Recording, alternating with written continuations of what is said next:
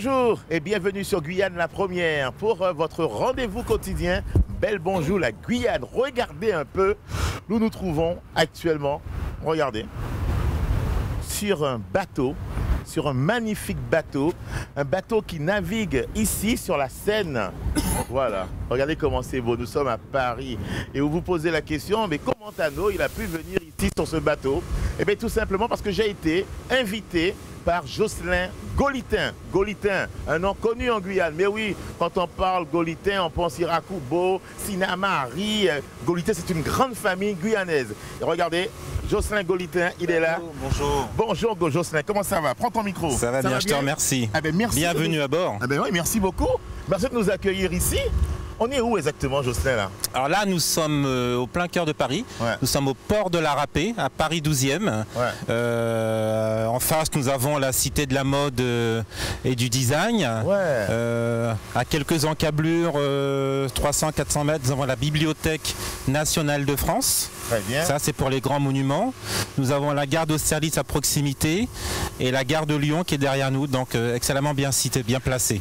Travailler dans un tel cadre, j'ai l'impression c'est que du bonheur, non? Ça dépend de la situation. Ces derniers mois, nous avons eu quand même des petits problèmes au niveau de la météo. Tu as dû entendre ça, tout à fait, en Guyane. On ne pouvait pas trop naviguer, on ne peut même pas du tout naviguer. Avec les problèmes de crue et de la montée des eaux de la Seine, nous avons été au chômage technique. Voilà. Et quand il y a la montée des crues comme ça, on ne peut pas passer sous les ponts, c'est ça? Alors, on va rentrer dans une configuration technique, ça va dépendre du type de bateau, du tirant d'air du bateau par rapport au pont de la ville de Paris. Certains bateaux qui ont des tirants d'air relativement bas peuvent passer. Nous avons des grands tirants d'air importants. Donc, selon malheureusement le niveau de l'eau, nous ne pouvons plus passer. Jocelyn, comment on se retrouve ici à Paris, propriétaire de bateau, chef d'entreprise et travaillant comme ça dans ce milieu? C'est une vieille histoire et longue histoire, on ne va pas reprendre dès le début parce qu'il y en aura pour beaucoup de temps. On va dire que les bateaux pour moi c'est une passion, parce qu'à la base je viens du milieu de l'aéronautique. Je suis tombé dans les bateaux par hasard, parce que j'avais décidé de fabriquer à l'époque des ULM, j'avais besoin d'une salle dans Paris. J'ai acheté une vieille péniche toute délabrée que j'ai retapée à l'époque et qui aujourd'hui on est passé à un autre niveau en termes de qualité de prestation et surtout de bateaux. Aujourd'hui, il y a 3 bateaux, dont un qui fait plus de 60 mètres de long, avec une hauteur de près de 6 mètres, donc ça correspond à un immeuble de près de 3 étages. Ouais. Alors Jocelyn, on dit souvent qu'à Paris, en tout cas en France métropolitaine, il y a des chefs d'entreprise qui comptent. Et parmi ces chefs d'entreprise qui comptent, il y a Jocelyn Golitin. Est-ce une fierté pour toi lorsqu'on parle de toi ainsi, dans ces termes? Alors, je ne partage pas tout à fait ton avis quand tu dis des chefs d'entreprise qui comptent. Qui comptent pour qui? Dans quel cadre? En tout cas, qui compte. Voilà. Un chef d'entreprise, c'est un chef d'entreprise. C'est quelqu'un qui se bat, qui a des collaborateurs, qui doit toujours être créatif. Dans notre cas, il faut être créatif pour trouver des leviers de croissance ou des moyens déjà de faire exister son entreprise. Quand on voit la situation actuelle, en tout cas dans notre domaine d'activité, avec les problèmes de crue, de montée des eaux depuis 2016, il faut être solide et vraiment avoir beaucoup de passion dans ce qu'on fait et d'imagination. Il faut être imaginatif. Alors Jocelyn, c'est vrai qu'être propriétaire de bateau, ça pourrait sembler comme ça facile, mais je suppose qu'il a fallu quand même se battre. Il a fallu trouver les fonds, il a fallu trouver le premier bateau, le transformer comme tu as pu le faire. Est-ce que pour toi, ça a été un vrai parcours du combattant et que seule la force, la volonté de réussir t'a poussé à être aujourd'hui propriétaire de 3 bateaux ici à Paris? Pour la création du premier bateau, on va dire que c'était un parcours du combattant. Parce que je suis arrivé dans un milieu que je ne connaissais pas du tout. Il a fallu que j'apprenne, que je regarde, que j'observe surtout, que je comprenne les tenants, les aboutissants, les règles, les normes. Parce que dans notre secteur, nous avons énormément de règles de sécurité pour l'accueil du public. Sachant que tous mes bateaux, je les ai conçus moi-même. C'est-à-dire que je suis parti d'une coque existante. Et j'ai modifié tous les bateaux au niveau de la conception à l'intérieur du bateau, en fonction de l'activité que je voulais faire. Donc il a fallu beaucoup d'apprentissage, beaucoup d'écoute. Pour cela, je me suis entouré de sachants et de bons. Aussi bien des bureaux d'études que des experts. Et je travaille en permanence avec ces gens-là autour de moi. Parce que transformer un bateau, c'est une chose. Trouver une coque vide et transformer cela en bateau qui navigue, effectivement, ça paraît facile, mais après, il y a des normes à respecter. Est-ce que ça a été un moment aussi de crainte quand on crée un bateau, son propre bateau? Est-ce qu'on se dit, est-ce que ça va passer? Est-ce que je pourrais naviguer avec par rapport aux normes qui existent? Alors, à partir du moment où on décide de créer et de transformer un bateau, il faut plus poser la question, est-ce que ça va marcher ou non? Il faut se la poser avant. Sinon, là, on risque, on va droit dans le mur. Donc, j'ai pesé tous ces paramètres bien en amont avant de me lancer dans ce secteur. Et à chaque fois que j'ai décidé de créer et de modifier un nouveau bateau, j'ai mis tous les éléments dont je pouvais disposer et qui existaient aussi bien législatifs qu'au niveau technique en amont, avant même d'appuyer sur Start, de démarrer le projet. Jocelyn, il y a plusieurs types de bateaux qui naviguent ici sur la Seine. Hein, voilà. Oui. Des bateaux qui emmènent des passagers, des bateaux pour juste des balades, des visites, des bateaux comme le bateau de Jocelyn qui crée des événements. Là, par exemple, le bateau qui arrive là, c'est quoi comme bateau? Alors, le bateau qui arrive là, c'est un bateau qu'on appelle bateau de commerce. D'accord. Donc, c'est un bateau qui est fait pour transporter aussi bien des matériaux que des marchandises. Là, en l'état, c'est un bateau, on voit d'après sa configuration, qui transporte du vrac. C'est-à-dire, ça peut être du sable ou des graviers ou du recyclage d'ordures ou de matière à transformer. Donc on est vraiment dans cette configuration. On voit qu'il est légèrement enfoncé sur l'arrière. Je pense que pour mieux passer sous les ponts, il a ballasté l'arrière. C'est-à-dire qu'il a enfoncé l'arrière du bateau. Ça permet à l'hélice, d'une part, de mieux accrocher sur l'eau. Et on voit bien que l'avant est relevé. Donc le bateau, il est en fin de compte en oblique sur l'eau. Ça, c'est pour passer dans Paris. Voilà, mais c'est très beau. C'est vraiment une sacrée belle vie, ça. Attends, j'ai l'impression quand tu arrives ici le matin, t'es heureux, quoi. Tu vis pas sur le bateau, non? Non, je pourrais, hein, mais je ne vis pas dessus parce que c'est vrai que j'y passe énormément de temps. Hein, puis j'ai aussi une famille, j'ai des enfants. Et de toi à moi, quand j'ai dit à ma femme, on pourrait peut-être vivre sur le bateau, elle m'a dit non. Qui est de l'eau, pas Timouna de l'eau. Voilà, tout à fait. Tout n'est pas ça. Jocelyn, alors, tiens, il y a même une voiture sur le bateau quand même. Hein, regardez, c'est oui, parce que ce bateau de commerce, ils sont pilotés à 95% par des mariniers. Donc à l'arrière, tu vois, on voit 1, 2, 3, 4, 5 fenêtres. Ça, c'est l'appartement du marinier. Donc c'est un appartement, d'après ce que je vois, qui peut faire jusqu'à 80-90 mètres carrés. Et donc ils sont comme les tortues, on a juste à mettre la voiture au-dessus et on se déplace avec le tout. Jocelyn, j'ai envie de savoir, la question me vient à l'esprit là comme ça, j'ai envie de savoir, être originaire de Guyane, se retrouver ici, propriétaire de 3 bateaux, dans un monde effectivement, je suppose, qui a certainement beaucoup de métropolitains, de chefs d'entreprise d'ici qui ont des bateaux et qui naviguent ici. Est-ce que tu as rencontré des difficultés, toi, à un moment donné? Qu'est-ce qu'on dit de toi? Alors des difficultés, malheureusement... Est-ce que tu es un extraterrestre? Non, extraterrestre, non. Je ne me permettrai pas, ce serait très pédant de ma part. Tout dépend de la manière dont on voit les choses. Mais on va dire, dans toute entreprise, Tano, toute création d'entreprise, tu auras des difficultés. Je crois que malheureusement, cette logique, on la trouve dans tous les domaines. Dans mon cas précis, et par rapport au domaine fluvial parisien, quand tu n'es pas du sérail, ce n'est pas évident. On te le fait comprendre tous les jours parce que tu n'as pas la technicité voulue, tu n'as pas la compétence, tu n'as pas le savoir et parfois tu n'as pas la bonne origine non plus. Voilà, la couleur de la peau peut compter, malheureusement. Je te laisse ces propos. Mais à chaque fois, moi, que j'ai une adversité, je suis têtu dans le bon sens du terme. C'est-à-dire que je ne me laisse pas abattre. Quand on me dit tu ne peux pas, c'est fort possible que sur le moment je ne puisse pas le faire. Par contre, je fais en sorte d'apprendre, de m'entourer des bonnes personnes, des bons techniciens, des bons experts pour pouvoir arriver à mes fins. Et ça, c'est imparable. Quelle a été pour toi la plus belle rencontre que tu as pu faire et qui te permet aujourd'hui de dire que voilà, j'y suis arrivé? Est-ce qu'il y a une personne qui t'a dit Jocelyn Golitin, je crois en vous, allez-y, foncez, je vous accompagnerai? Non, malheureusement, je n'ai pas trouvé ce genre de profil. Par contre, pour répondre à ta question, la plus belle rencontre, je dirais, c'est pas une rencontre, c'est peut-être le fait de... une anecdote qui m'est arrivée dans mon parcours au niveau du business. Je me suis rendu compte, en France aujourd'hui, quand tu décides d'entreprendre, si tu te plantes, pour parler vulgairement, si ça ne fonctionne pas au niveau de ton entreprise, tu es considéré comme un paria. Tu ne peux plus avoir, tu as des difficultés pour avoir des prêts bancaires, on te voit différemment. Il n'y a pas la deuxième chance, quoi. Voilà, il n'y a pas de deuxième chance. Celui-ci, c'est un loser, il ne sait pas faire.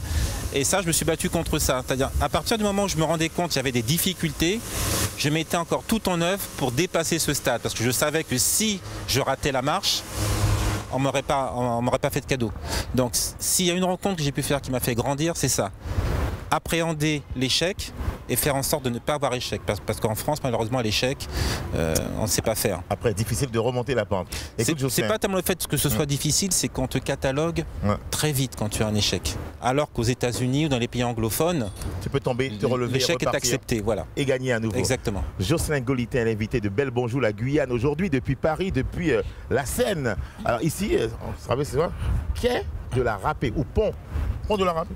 Port de la Râpée. Port de la Râpée. Voilà, Port de la Râpée. Voilà, nous sommes ici. Donc si un jour vous passez par Paris, vous souhaitez venir visiter, eh bien pourquoi pas. Jocelyn vous expliquera un petit peu plus tard comment faire. Nous parlerons de projets avec Jocelyn. Nous parlerons de la Guyane aussi. Comment il voit la Guyane? Est-ce qu'il a des projets pour la Guyane? C'est juste après cette pause avec la chronique de Mike Monbrun. Qui dit quoi? On revient juste après, ici, s'il vous plaît, sur le bateau de Monsieur Golitin.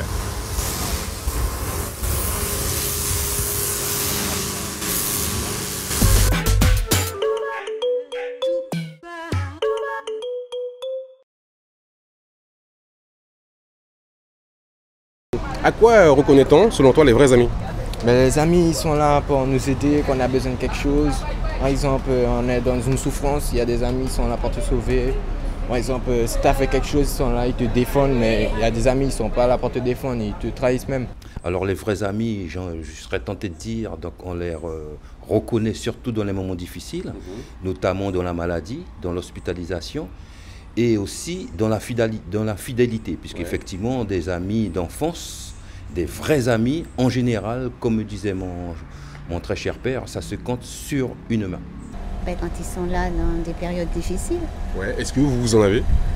Oui, quelques-uns, oui. C'est vrai, camarades, ça des camarades qui nous viennent depuis de longues années, hein, qui depuis tout petit, nous vivons ensemble, nous vivons ensemble dans le quartier, et qui jouent là, ben, nous toujours là, depuis une business route, nous avons soutenir une force, quoi. Voilà. Alors les vrais amis sont là pour les meilleurs moments, mais aussi pour les pires. Lorsqu'on a besoin d'eux, ils rappliquent. Hein. Donc voilà, c'est pas forcément des gens qu'on voit dans le quotidien, mais c'est des gens qui sont là quand on a besoin d'eux. Les vrais amis? Vous pensez qu'on en a, de vrais amis? Vous n'en avez pas? De vrais amis...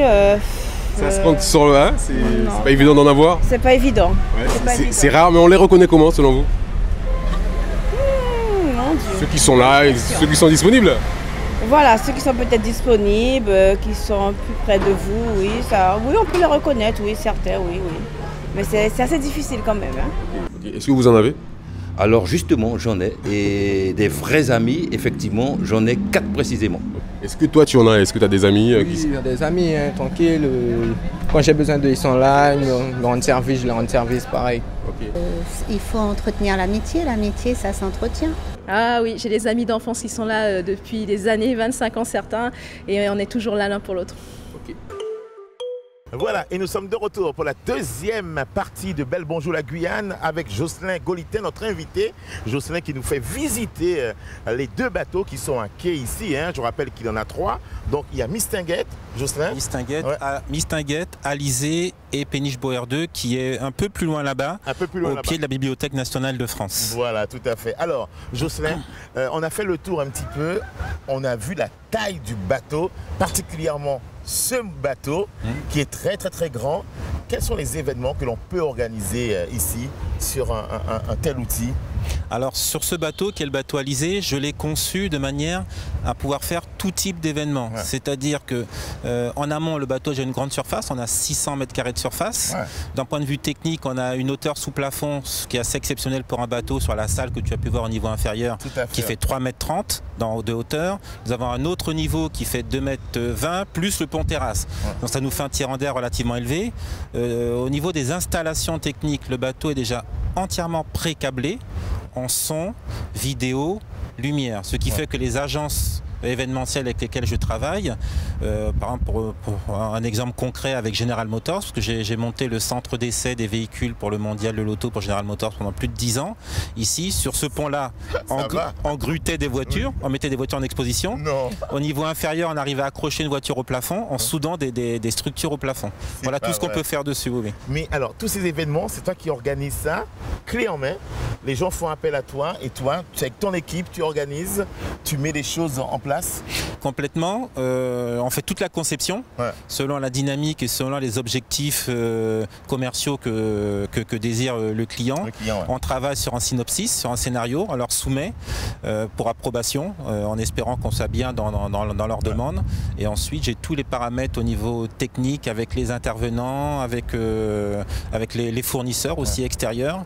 Et donc, je me retrouve comme un maître d'œuvre de l'opération. Tu as parlé tout à l'heure de General Motors. Oui. Est-ce que, alors je sais qu'il y a parfois des événements de Guyane qui sont organisés à Paris. Est-ce que parfois on fait appel à Jocelyn Golitin? Est-ce qu'il y a déjà eu un événement consacré, je ne sais pas, à l'art culinaire guyanais, au carnaval de Guyane? Est-ce que c'est possible ça?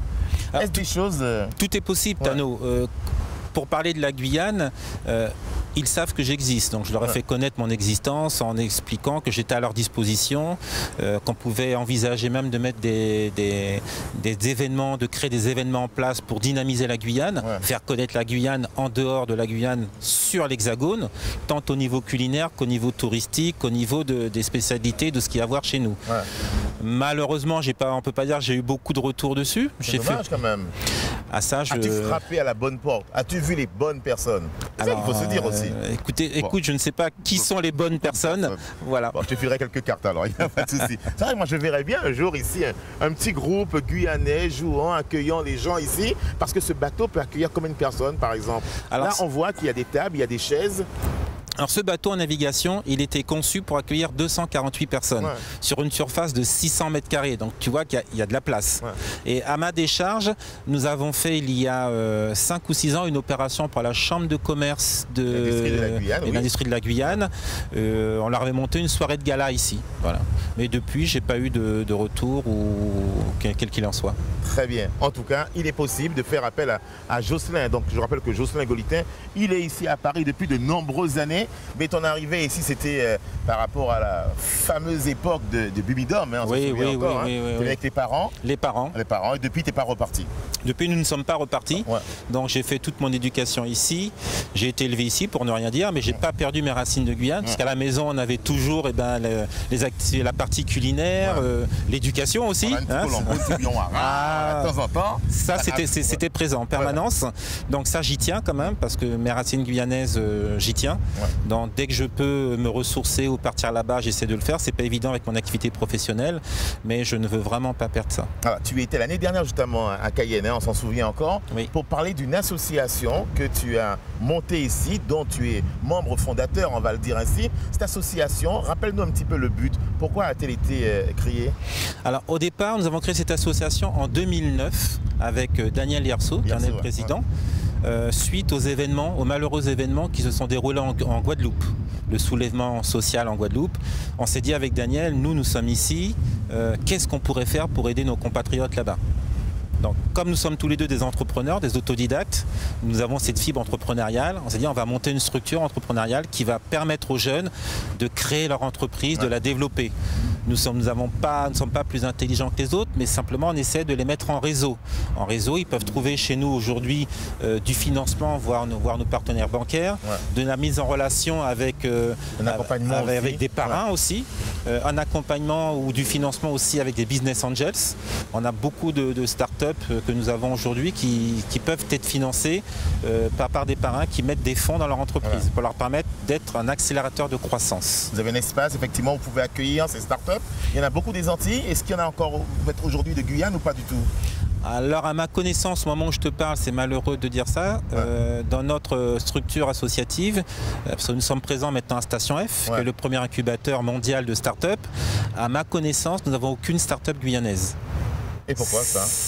Je n'ai pas l'information. Très bien, donc voilà, l'information vient de passer. Et je pense qu'en Guyane, il y a des startups, il y a des jeunes ou des moins jeunes qui ont des idées novatrices. Et qui ont envie de créer leur entreprise et de trouver financement, accompagnement, contact, relation, parce que le relationnel joue beaucoup quand même dans la réussite d'une entreprise. Hein. Aujourd'hui, quand tu démarres une entreprise, tu peux prendre 5 ans, 6 ans, 10 ans pour la développer, mais tu peux aussi, si tu as le bon produit, si tu as les bonnes personnes, au bon moment, prendre beaucoup moins de temps. Donc c'est ce que nous essayons de proposer à nos jeunes. Quel est le projet qui te tient à cœur aujourd'hui avec effectivement cette entreprise avec ces bateaux qui sont installés ici sur la Seine. Est-ce qu'il y a un projet comme ça que tu as envie de mettre sur pied? Alors j'ai travaillé avec la mairie de Montsinéry à la mise en place d'un projet sur la première base nautique de Guyane à Montsinéry qui a un plan d'eau magnifique. Magnifique. Et quand on fait de l'aviron, on fait de tout, effectivement. Avec de Montsinéry, on peut aller à Cayenne facilement, on peut remonter la rivière, il n'y a aucun souci. Il est exceptionnel ce plan d'eau. Alors quand je l'ai vu, je me suis rapproché du maire, donc Patrick Lecante. On a travaillé sur un projet de développement touristique, donc qui est arrivé leader sur la dernière session du projet AMI, donc leader sur une centaine de projets. Donc ça consistait à faire venir sur la Guyane un bateau de type bateau alizé pour poser un centre de formation au métier de bouche, faire un restaurant d'application, avoir un restaurant et des activités plus ludiques qui permettaient de faire entrer des fonds aussi le week-end, de poser aussi sur ce plan d'eau un hydravion, voilà, visite du fleuve, remontée des fleuves, visite des forêts, et 2 bateaux plus petits, dont une capacité de 20 à 40 personnes à propulsion électrique. C'est génial ça. Le projet avance ou est-ce qu'il est bloqué? Alors le projet a obtenu un financement de 800 000 € par l'Europe, donc, et un financement, je crois qu'Ariane Espace aussi était intéressé pour entrer dedans, sauf erreur de ma part. On a eu un gros coup de frein qui était mis à ce projet, malheureusement, suite aux événements sociaux qui se sont déroulés en Guyane en mars 2017. 2017, effectivement. Donc les investisseurs qui étaient prêts à fonctionner avec nous là-dedans, malheureusement, se sont tous retirés. Donc j'ai continué, j'ai poussé pour trouver d'autres investisseurs, mais force était de constater qu'on risquait de partir dans le mur, compte tenu du contexte social actuel et qui reflète automatiquement qu'il y a des incidences sur la partie économique. On rate le premier bateau, on ne rate pas forcément le deuxième bateau, donc il faut recommencer. Recommencer, oui, mais c'est un projet qui a demandé beaucoup d'énergie, Tano. Et c'est très difficile quand tu as des investisseurs qui sont déçus de les faire revenir. C'est très difficile. J'ai pas jeté l'éponge. S'il n'y a pas ce projet, il y en aura un autre. J'ai d'autres idées. Très bien. En tout cas, Jocelyn, merci de nous avoir accueillis ici, chez toi. On va le dire, c'est ton lieu de vie. Tu y viens tous les jours. Tu travailles tous les jours ici. J'ai mes bureaux sur place. Tes bureaux sont sur place. Tu organises beaucoup d'événements et tu caresses le rêve. Mais pourquoi pas que demain, des événements valorisant la terre guyanaise soient organisés ici, sur l'un des bateaux de Jocelyn. Il en a 3, donc voilà, il y a de quoi faire, il y a de l'espace, organiser des manifestations ici à Paris avec la contribution de Jocelyn Golitin qui est ici et qui est prêt bien sûr à toujours tendre la main et aider avec grand plaisir, avec grand plaisir. Mais en tout cas, nous on veut te remercier, merci vraiment de nous avoir accueillis. Jocelyn, merci pour ce petit moment. Quand nous dit Tchemberet Pamoli. Merci Tano. Pas la guerre. Merci. Tu pas la guerre? Non, c'est pas mon style. Ah, pas ce style, voilà, il dit pas ce style, il pas la guerre. Merci beaucoup Jocelyn. Merci à toi Tano, à bientôt. À bientôt. T'as vu, c'est bien.